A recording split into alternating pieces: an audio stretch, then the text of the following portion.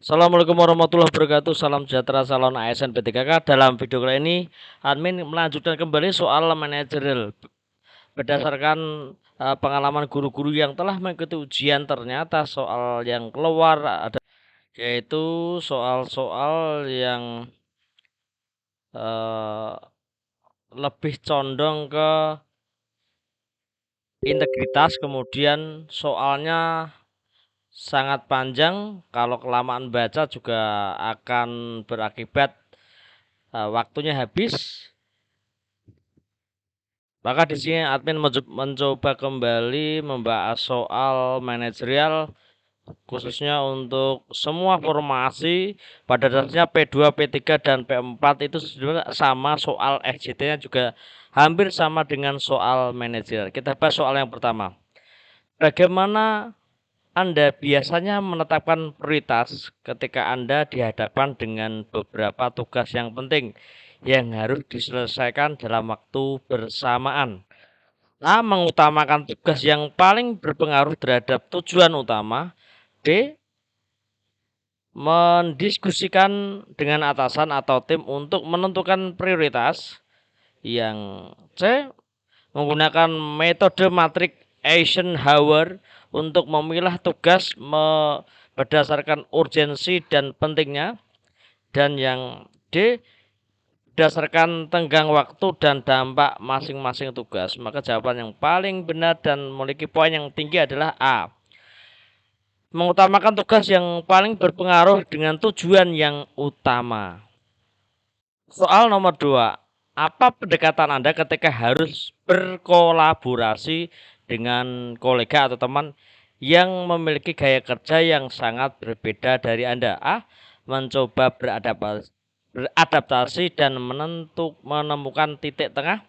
B. Berkomunikasi secara terbuka untuk memahami metode kerja mereka. C. Fokus pada tujuan bersama dan bagaimana masing-masing dapat berkontribusi.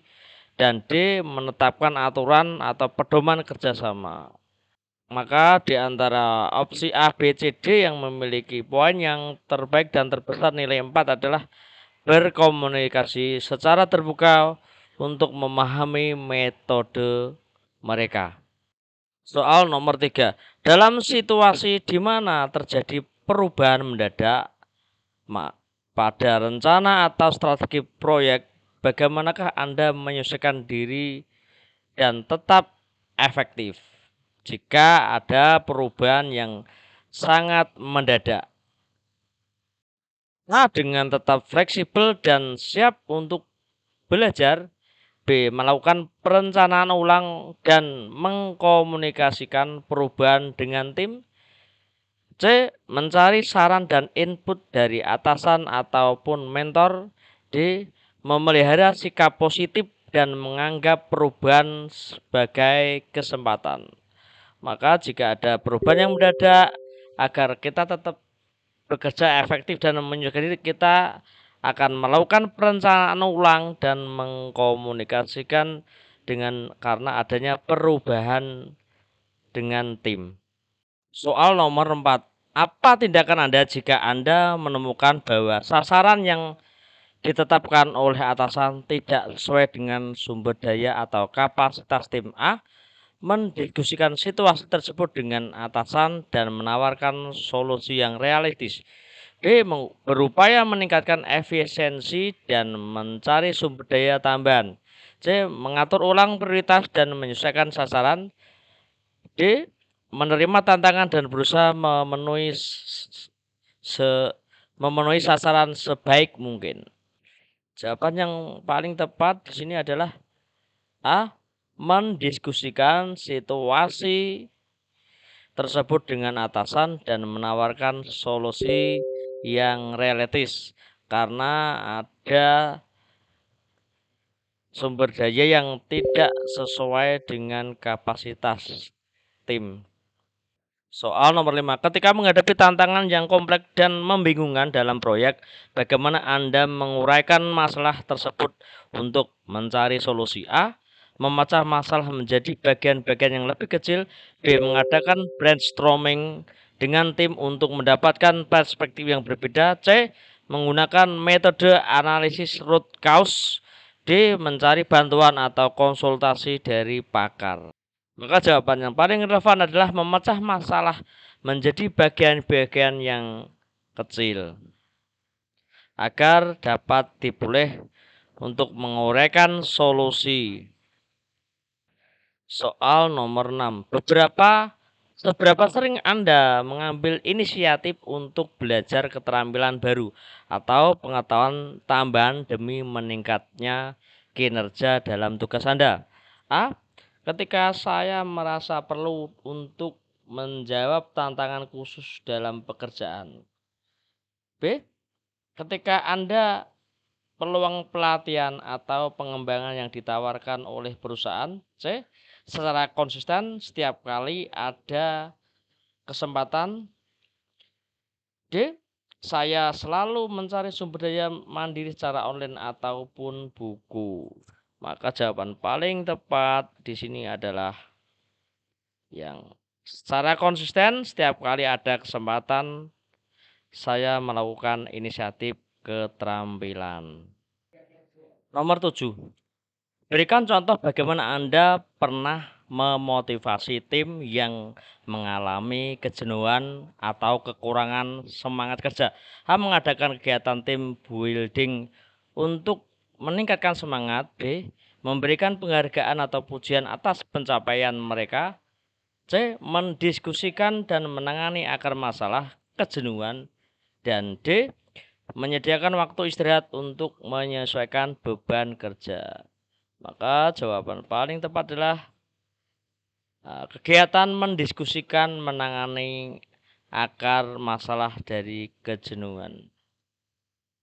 Soal nomor 8. Saat menugaskan proyek atau tugas, bagaimana Anda menilai kemampuan individu dan menyesuaikannya dengan kebutuhan tugas tersebut? A. Melalui pengalaman kerja sebelumnya dan umpan balik. B. Melakukan diskusi untuk memahami minat dan kekuatan mereka. C. Berdasarkan pengalaman dan kualifikasi yang relevan. D. Menggunakan sistem rotasi untuk memberikan kesempatan yang merata. Jawaban yang paling tepat, yang poin tinggi adalah B. Melakukan diskusi untuk memahami minat dan kekuatan mereka. Soal nomor 9. Dalam pandangan Anda, bagaimana seorang pemimpin dapat mengidentifikasi dan mengembangkan potensi tersembunyi dalam anggota tim? A. Melalui penguatan dengan cermat dan percakapan pribadi. B. Memberikan tantangan dan proyek baru menguji kemampuan mereka. C. Mendorong partisipasi dalam pelatihan dan pengembangan profesional. D. Memperhatikan umpan balik dari rekan kerja dan klien. Jawaban yang tepat melalui pengamatan yang cermat dan percakapan pribadi.